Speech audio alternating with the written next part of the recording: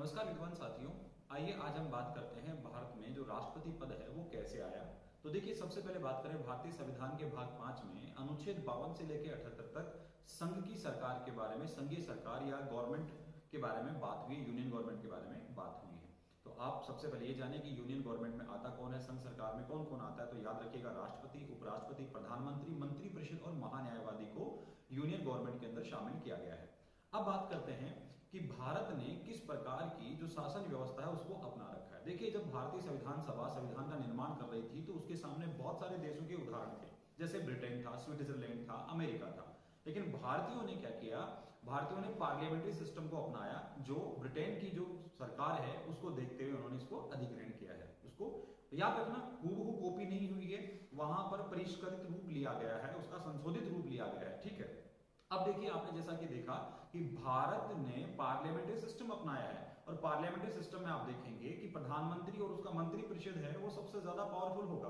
तो याद रखना, वास्तविक तौर पे अगर कोई पावरफुल है राज्य के लिए या राज्य के संदर्भ में देश के लिए, तो वो प्रधानमंत्री और उसका मंत्रिपरिषद होता है। लेकिन हमने यहां एक राष्ट्रपति पद को भी सर्जित किया। अब सबसे पहले बात करें कि हेड ऑफ द स्टेट कौन है। राज्य बना, राज्य के मतलब यहां पे देश से है, तो हेड ऑफ स्टेट कौन होगा। तो सबसे पहले आप इस बात को जानिएगा कि राष्ट्रपति शब्द का सबसे पहले जो प्रयोग है, या यूं कहें राष्ट्रपति शब्द सबसे पहले किसने सुझाया था। तो याद रखना, डॉक्टर श्यामा प्रसाद मुखर्जी ने 30 अप्रैल 1947 को संविधान सभा को कहा कि हेड ऑफ स्टेट को हम प्रेसिडेंट कहेंगे, राष्ट्रपति कहेंगे। पहली बात। दूसरा पॉइंट आपको यहां पे याद रखना है, वो ये है कि भारतीय संविधान का हिंदी संस्करण करने के लिए, हिंदी रूपांतर करने के लिए एक समिति बनाई गई थी, और जिसके अध्यक्ष थे, याद रखना, घनश्याम दास गुप्ता। तो घनश्याम दास गुप्ता की अध्यक्षता में जो समिति बनी, उसने हेड ऑफ स्टेट के लिए प्रधान शब्द का इस्तेमाल किया। उन्होंने कहा कि राष्ट्रपति की बजाय हम क्या कहेंगे, राष्ट्र का प्रधान कहेंगे, या प्रधान शब्द का इस्तेमाल हम करेंगे। यहां तक की बात समझ में आई? ठीक है। दूसरी बात यहां पे समझनी है कि जो आर्टिकल 52 है, आर्टिकल जो 52 है, वो क्या कहता है, there shall be a president of India, कि भारत के लिए एक राष्ट्रपति होगा।